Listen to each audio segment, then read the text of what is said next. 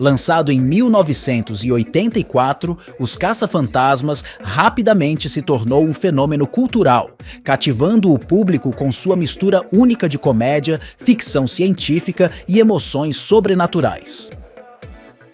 Dirigido por Ivan Reitman e escrito por Dan Aykroyd e Harold Ramis, o filme continua a ocupar um lugar especial nos corações dos espectadores de todo o mundo, gerando sequências, spin-offs e uma base de fãs dedicada.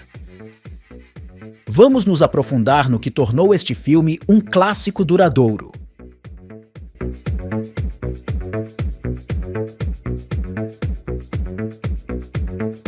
Sinopse. Ghosts. Hello, Ghostbusters. They're real. You do? You have? They're here.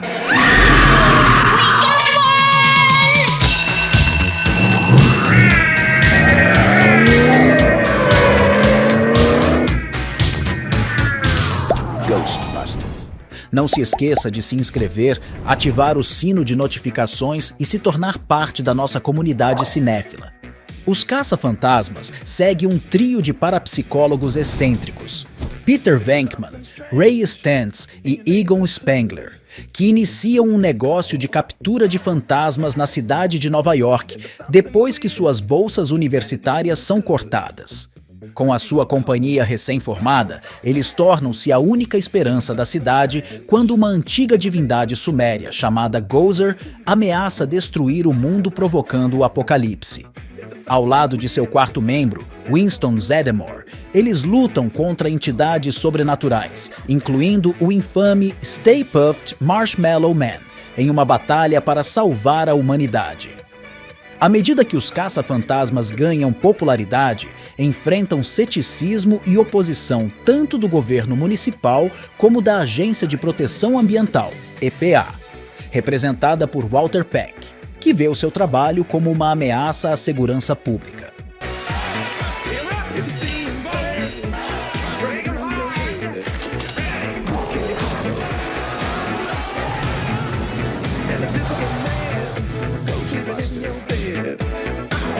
Nos bastidores.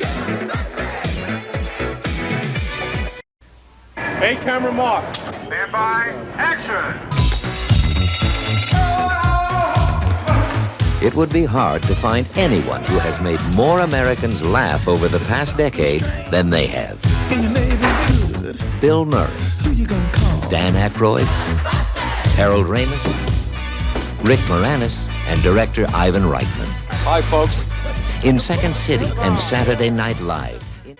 Com base em seu profundo interesse pela espiritualidade, Aykroyd concebeu o conceito de Ghostbusters como um empreendimento coestrelado por ele e John Belushi. Neste projeto, eles embarcariam em jornadas através do tempo e do espaço para enfrentar ameaças sobrenaturais. Após o falecimento de Belushi em 1982 e a constatação de que o conceito original de Aykroyd era inviável do ponto de vista financeiro, Ramis foi trazido a bordo para auxiliar na reformulação do roteiro, situando a história na cidade de Nova York e tornando-a mais verossímil.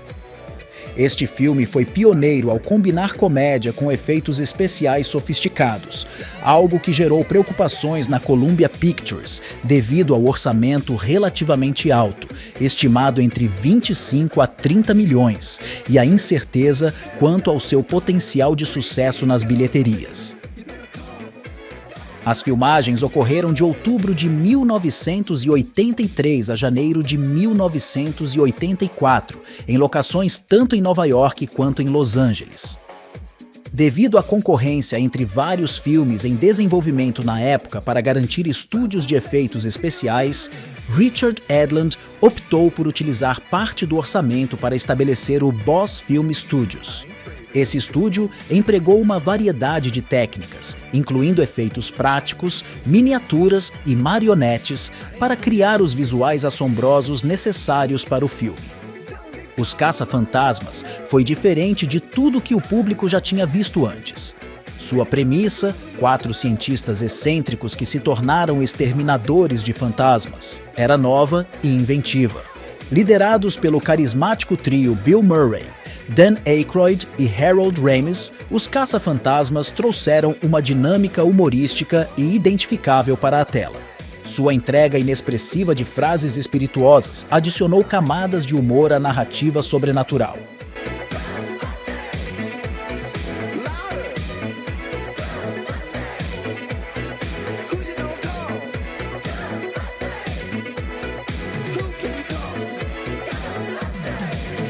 No centro do sucesso do filme estão seus personagens memoráveis. A interpretação de Bill Murray do charmosamente sarcástico Dr. Peter Venkman continua sendo um de seus papéis mais icônicos. Ao lado dele, o entusiasmado Dr. Ray Stantz, de Aykroyd, e o estoico Dr. Egon Spengler, de Ramis, completaram a equipe, cada um trazendo suas próprias peculiaridades e conhecimentos para a mesa. Além disso, a interpretação de Winston Zeddemore por Ernie Hudson forneceu uma perspectiva fundamentada, oferecendo um ponto de entrada compreensível para o público em meio ao caos de encontros fantasmagóricos. Caça-Fantasmas está repleto de momentos icônicos que se tornaram enraizados na cultura popular. The Stay Puft Marshmallow Man, em particular, tornou-se sinônimo da franquia, representando a natureza inesperada e grandiosa das aventuras dos caça-fantasmas.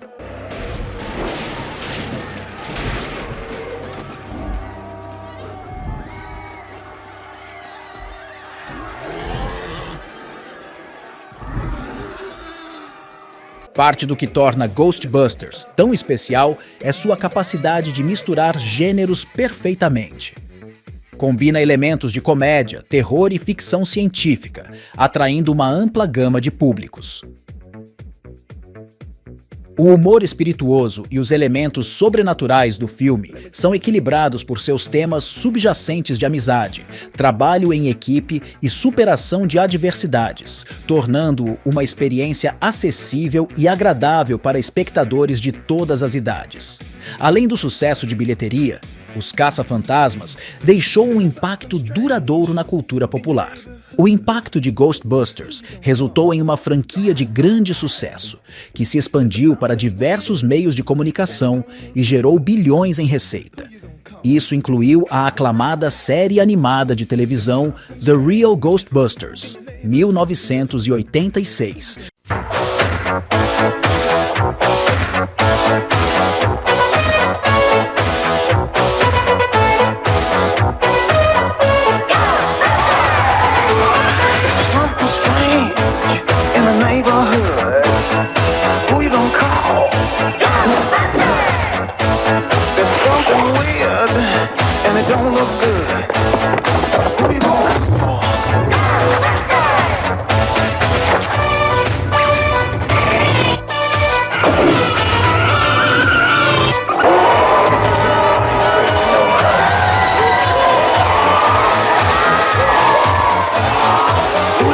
Uma distribuição Columbia Pictures Television, Os Caça-Fantasmas, versão brasileira BKS.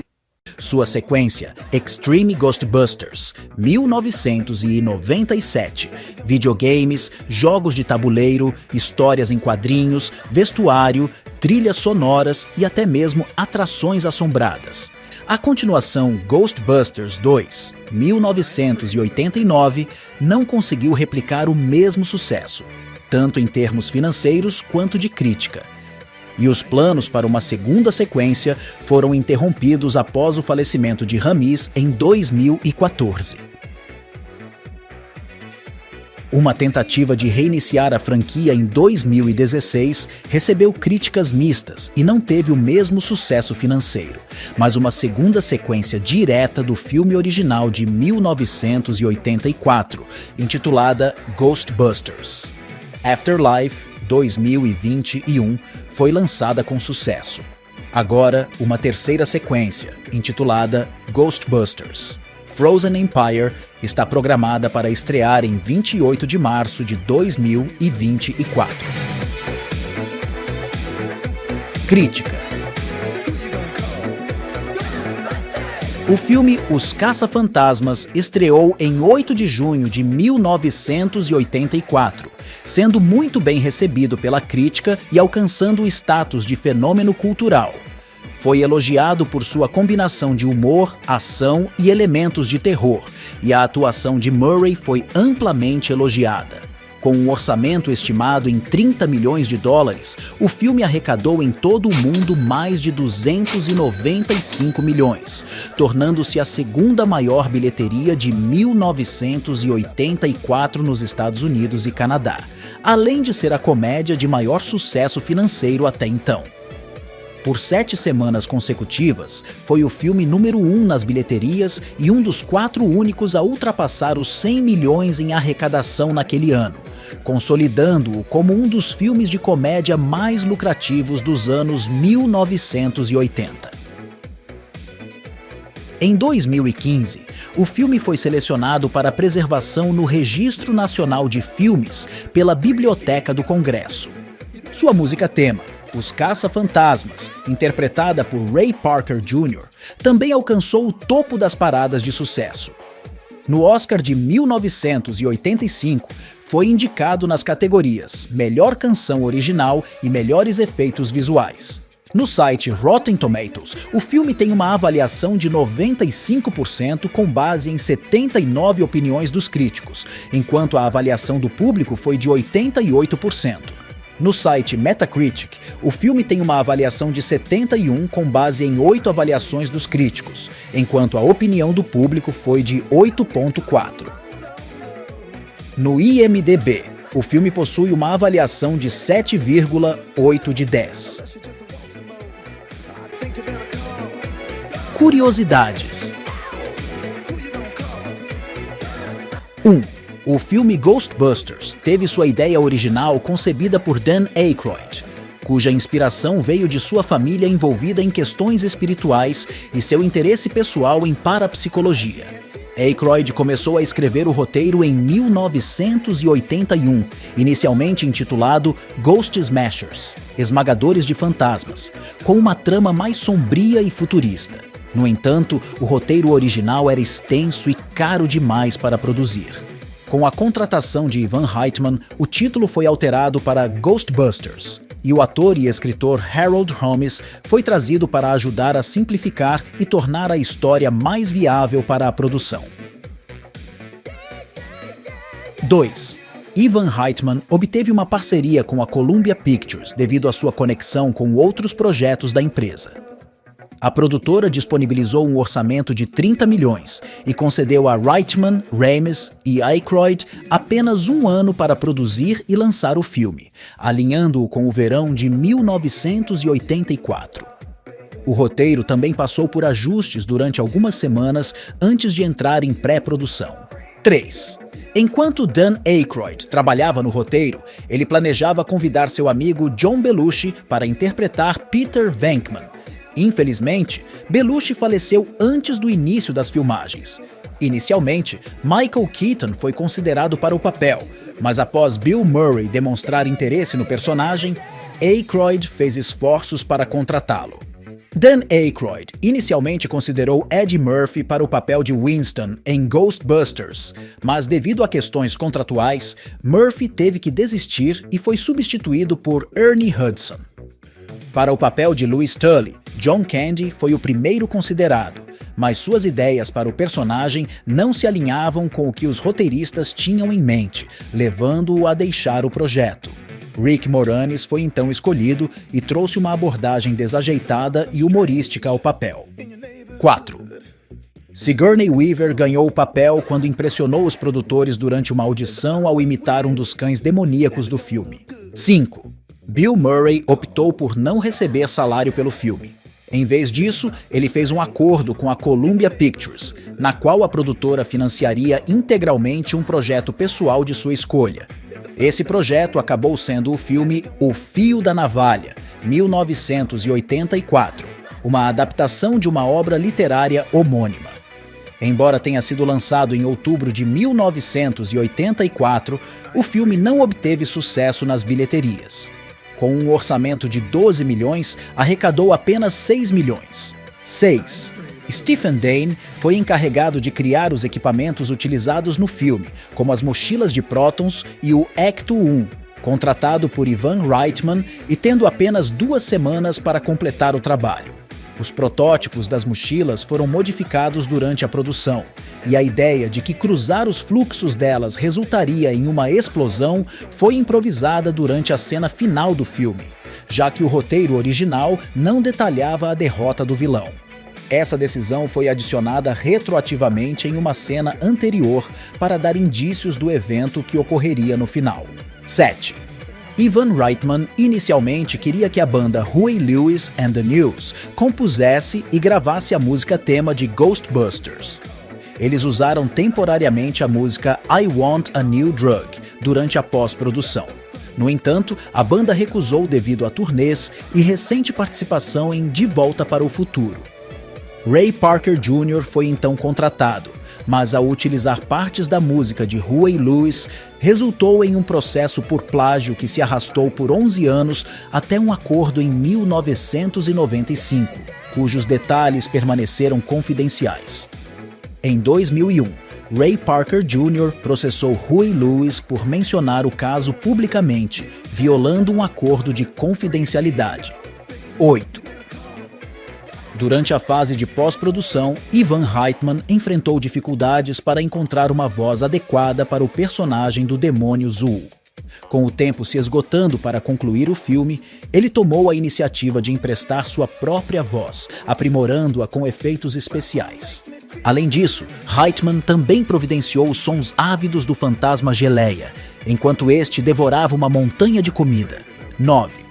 Após a produção, o título original Ghostbusters enfrentou um obstáculo devido a uma série de TV dos anos 1970 chamada The Ghostbusters, cujos advogados ameaçaram processar a Columbia por violação de direitos autorais.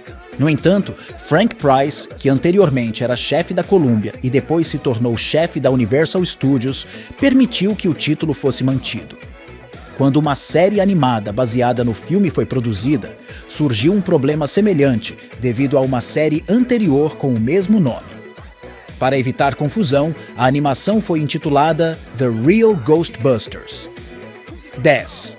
Ghostbusters, Mais Além, foi dirigido por Jason Reitman, filho do cineasta Ivan Reitman, responsável pela direção dos 2 primeiros filmes da franquia. 11. O personagem Geleia foi uma homenagem irônica feita por Dan Aykroyd ao seu amigo falecido John Belushi.